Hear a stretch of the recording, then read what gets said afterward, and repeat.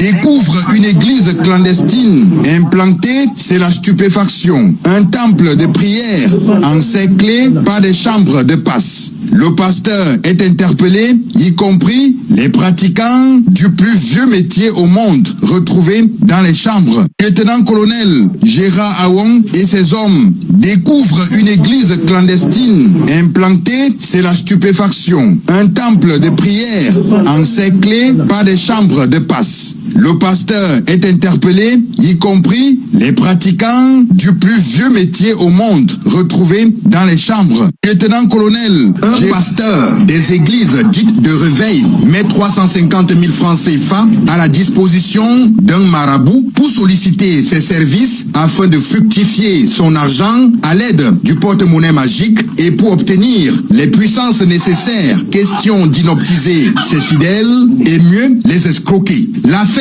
défraie la chronique dans la ville. Elle est mise à nu par les fins limiers du groupement de gendarmerie territoriale de Douala ce 11 juin 2026. Tout part de l'interpellation du présumé tradit praticien, fruit de la surveillance de routine des activités de criminalité sur les réseaux sociaux effectuées par des hommes du lieutenant-colonel Gérard Awong qui sont tombés sur le compte TikTok du tradit praticien Joël Ndik Bunkwe, âgé de 35 ans, en pleine promotion des porte-monnaies magiques. Ses cibles sont des jeunes. Appréhendés dans son temple situé au quartier Nyalaparizo, lieu dit Ping Diawe, cité Foto, Douala 3e, le présumé marabout ne réussira pas à faire apparaître l'argent dans le porte-monnaie magique après plusieurs heures d'incantation. Pourtant, les gendarmes ont souhaité vivre l'expérience. Après plusieurs tentatives, le magicien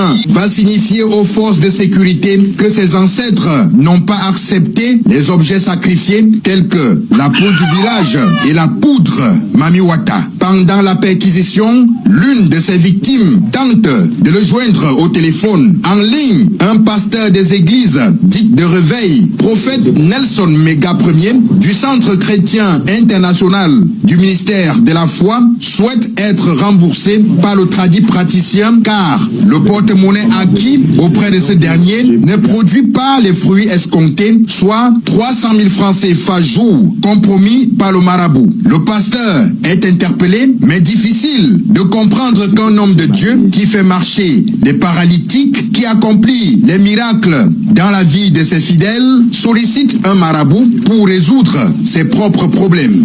Non, j'ai vu son numéro sur son page en ligne. Il a TikTok. Parce que c'est moi qui l'ai contacté pour demander l'aide. Et vous lui avez donné combien pour ce service? 350 000 qu'il m'a demandé. Ce qu'il a dit, c'est que tout ce que j'ai perdu, chaque jour, ça va produire entre 200 et 300 000. Honnêtement, ce que moi j'ai vu, c'était une manière de frapper. Parce que ce n'est pas quelque chose qui m'a dit que la foi va travailler. Il a dit, comme il a prié, ça va se réaliser. Mais quand j'ai venu, je n'ai pas vu ce qu'il a prié. C'est ça que j'ai commencé de lui appeler pour dire que mon frère, ton prière là n'est pas marché, remettez-moi quand même mon argent. Et moi je peux dire seulement que dans cette situation, en fait, c'est quand tu te trouves, parce que moi-même je ne sais même pas qu'est-ce qui m'a contrôlé jusqu'à arriver dans cette position. Donc c'est quand tu te trouves que tu peux parler. Si tu ne te trouves pas, tu ne peux pas tout dire. Et en tant qu'homme de Dieu, qu'est-ce que tu dis aux gens par rapport au porte-monnaie magique? Bon, c'est juste un faux truc, ce n'est pas quelque chose qui est réel. Si c'était réel. Parce que je lui ai demandé une question quand je lui ai raconté que tu as la puissance de magnifier, de créer tout cet argent. Pourquoi tu n'as pas aussi créé cet argent pour t'aider toi-même? Il m'a dit que comme un prêtre dans son bureau, il n'est pas permis de faire ça pour lui-même. Lui, il est privilégié juste permis pour aider les gens. Voilà ce qu'il m'a dit, mais je vois que ce n'est pas vrai. Les riverains rencontrés à Bonabéry, lieu dit Sébec Carrière, voilà 4e siège de l'église, déclarent qu'il s'agit d'un homme de Dieu méchant, amoureux du gain facile. Le pasteur, c'est là, chaque jour, il prie que nous, les voisins, on meurt après 21 jours, 19 jours, chaque jour, il prie toujours comme ça là. Il verse le remède devant ma boutique ici, pas barrière. Depuis qu'il est entré cela, ça fait déjà 3 ans, on n'a pas la paix là. À l'intérieur du temple du marabout, marabouts perquisitionnés par des gendarmes, on découvre un sanctuaire d'objets sacrés mystiques tels que des masques, statuettes qu'il prétend se procurer au Bénin et en Inde, des kauris, des bagues, parfums de tout genre. Son temple, une cabane de fortune, fait office de sa maison. Ici, le matelas du tradit praticien séché sur sa toiture. Au cours de l'audition. Bonjour, bonsoir. Bienvenue à la LM Africa Medias. Je vous demande de vous abonner, d'activer la cloche de notification, de commenter, liker, partager, que nous puissions agrandir notre communauté, qu'on ne laisse plus le narratif entre les mains des vendeurs d'illusions, des faiseurs de buzz et des impérialistes. Bien. Vous aviez écouté cet extrait de reportage de la chaîne Info TV, une chaîne camerounaise. Et dans ce reportage, nous avons deux situations. La première situation, c'est un pasteur qui a créé son réseau de Touma, de prostituées. Ce pasteur, il crée une chambre des étoiles, une porte des étoiles. Vous entrez en soutane avec la Bible entre les mains, vous sortez avec le caleçon en bas. Ah Seigneur, je pense que même les ancêtres et les dieux ils ont oublié le Cameroun. Ce pays, c'est la magie seulement. Il y a ces choses que quand tu écoutes même, c'est hors de l'entendement. Une église qui se transforme en Touma, en prostituée. Comment est-ce qu'on peut développer un pays pareil? Où est-ce que tout est faux? Donc il y a tellement de faux que tu ne connais même plus celui qui dit vrai, celui qui dit faux. Parce que une église, mais les gens même là, il est pasteur, il est censé prêcher la parole de Dieu sans demander quelque chose en retour, sans exploiter au cru. Qui donne même souvent les licences à ces gens-ci? D'abord, c'est une église clandestine comme on a dit. Donc ce n'est pas une église qui est légalement connue. Et vous allez voir les églises comme ça souterraines, c'est connu dans le quartier. On connaît que c'est là-bas que quand on a, il dit bien un morceau à 500 à l'entrée de la porte. Il met un morceau quoi? Un morceau biblique, un morceau choisi. C'est ça qui a 500. Et quand on dit ça directement, on voit les gosses sortir là-bas avec les sous-vêtements. Et les gars aussi sortir avec les shorts. C'est-à-dire que le travail, là-bas, le travail passe seulement rapide. Une fois, zac zac. Voilà le pays ici. Eh Seigneur, tu as oublié les Camerounais. Je pense que même les ancêtres qui sont en train de punir le Cameroun d'abord, que vous-même peuple, vous n'êtes pas honnête. Parce que vous aimez vivre dans le mensonge, l'esbrouf, le banditisme. Deuxième vidéo. Vous avez vu le pasteur qui ne croit même plus à son propre Seigneur, à son propre Jésus, qui est dans où? Bonabéry, qui va chercher un faussaire, un charlatan, pour qu'il puisse lui donner l'argent. Donc voilà, il y a un pasteur lui-même qui ne croit pas à la Bible. Mais il met sa soutane pour aller mettre les mains sur les gens, mais que ça malchance. Ce genre de choses. Voilà pourquoi, au Rwanda, c'est précisé que tu dois faire les études en théologie. Tu dois avoir au minimum, je pense que c'est une licence, quelque chose comme ça là, pour ouvrir une église. Ils ont tellement restreint ça au Rwanda que le Rwanda est en train de se développer comme il faut. Mais regardez le Cameroun, avec une multitude d'églises. Au Cameroun, il y a plus de 500 églises dans un seul pays. Il y a plus de 500 églises. Les églises là, il y a ça en Chine. Il y a ça dans les pays développés de l'Asie. Donc eux ne prient pas, ils n'ont pas aussi des dieux. Ils ont des dieux. Ils prient comme nous tous. Mais regardez comment ils sont développés. Mais regardez comment au Cameroun, tellement les églises pylônes sortent dans tous les coins et recoins du pays. Mais c'est la pauvreté ambiante qui continue. Parce que ce sont des bandits qui sont réfugiés dans les églises pour venir prêcher les histoires de la parole de Dieu. Quand vous regardez sérieux, Dieu a envoyé ces gens-là. Il les a envoyés quand? Il a trouvé, donc voilà deux malots. Un pasteur malhonnête qui a trouvé un marabout ou un charlatan malhonnête. Donc le charlatan a frappé le pasteur.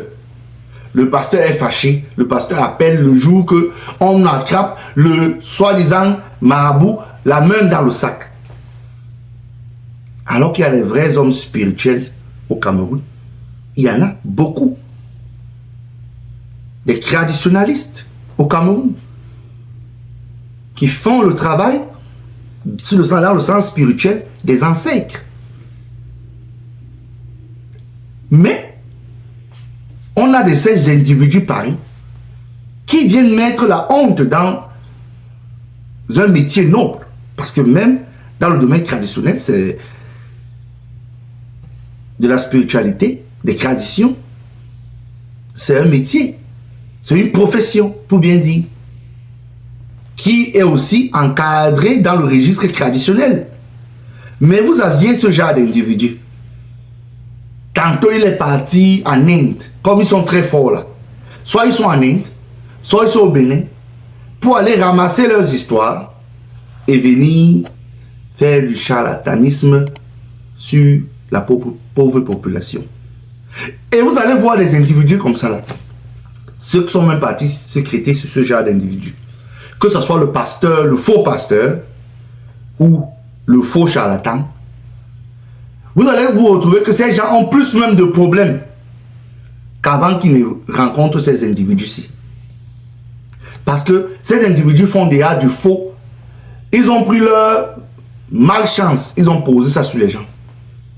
C'est pour ça que je demande, je dis toujours que le peuple camerounais doit sortir des fausses églises. Un pays ne se développe pas dans les histoires de prière. Non, non, vous ne priez pas que les Américains. Vous ne priez pas que les Sud-Coréens, les Chinois ou les Japonais. Vous priez que qui? Mais vous êtes là dans des églises, des pasteurs bonbons qui s'empiffrent et s'enrichissent derrière votre dos, derrière vos quêtes. Vous venez donner vos pauvres 500, 1000 francs, 2000. D'autres me viennent créer des scénarios. Faites une scène de théâtre. Alors qu'ils ont déjà pris les informations en aval sur vous. Ils viennent faire des scènes de théâtre en pleine église. Et beaucoup tombent dans ce jeu. Lui-même, le pasteur vient de dire que j'ai constaté que les jours sont passés, le temps est passé, que ça ne devait pas fonctionner. C'est là que j'ai su que il m'avait menti. Si lui-même il ne peut pas devenir bon. Donc toi-même, ça démontre ta naïveté. Ou bien tu fais semblant d'être naïf. Mais tu connaissais très bien ce que tu faisais. Et tu n'es pas naïf. Donc tu reconnais que lui-même ce charlatan-là ne peut pas avoir ça. Mais il te donne. Donc il n'a pas les membres de sa famille qui veut rendre milliardaire, millionnaire, en francs CFA, ou en dollars, ou en euros. Mais ça, c'est toi le pasteur. Tu viens faire ta part d'expérience chez lui. Et c'est toi qui vas avoir ça. Et tu constates qu'il t'a frappé. Tu commences à pleurnicher partout. Pleurer, appeler. Mais alors que vous êtes tous complices. parce qu'ils ne sont pas bien voir. C'est là-bas que tu prenais tes potions pour aller tromper les fidèles. Ce pasteur, c'est un malhonnête. La justice doit condamner ce genre de pasteur. Parce que c'est là-bas qu'ils partent prendre leurs potions pour endormir les fidèles. En tournant les fidèles en bourrique pendant des années. Le temps que le fidèle se réveille, il se fait tard. Ils ont déjà broyé son argent. C'est ça. C'est pour ça que même dans les plus grands criminels, je dis toujours ça, se cachent derrière la Bible et dans les églises. Les plus grands criminels, c'est dans les histoires de Bible là. Et il y a certains qui sortent dans le côté traditionnel aussi, des charlatans, qui font partie de cette race de personnes qui viennent salir la mémoire de nos ancêtres dans leurs histoires de bêtises qu'ils font dans des trucs obscurs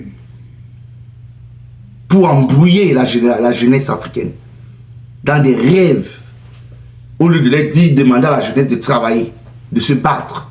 Les moments seront durs, mais tu dois être fort mentalement pour t'en sortir. C'est ça.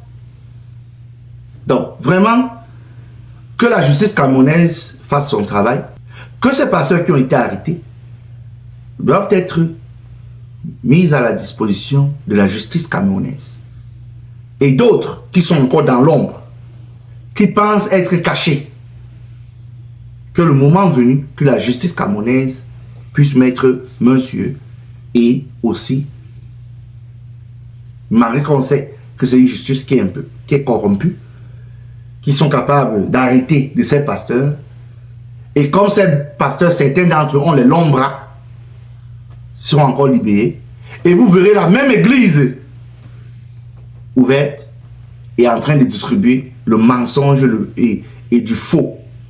La même chose comme des charlatans qui sont arrêtés, qui ont aussi les longs bras, qui seront libérés et ils vont continuer leur sale besogne dans un autre endroit au Cameroun. C'est ça le problème. On doit avoir une justice ferme, pas une justice des corrompus. Mais le peuple camerounais, lui-même est responsable de son destin. Parce que c'est un peuple qui est souvent aussi, qui est parfois complice. Mais le temps viendra où ce peuple devra prendre ses responsabilités, d'éviter ces charlatans et ces faux pasteurs. C'était tout pour cette vidéo. On se parle à la prochaine. Abonnez-vous, activez la cloche de notification, commentez, likez, partagez. Que nous puissions agrandir notre communauté, qu'on ne laisse plus le nature entre les mains des vendeurs d'illusions, des déés de la classe et des incompétents. On se parle à la prochaine.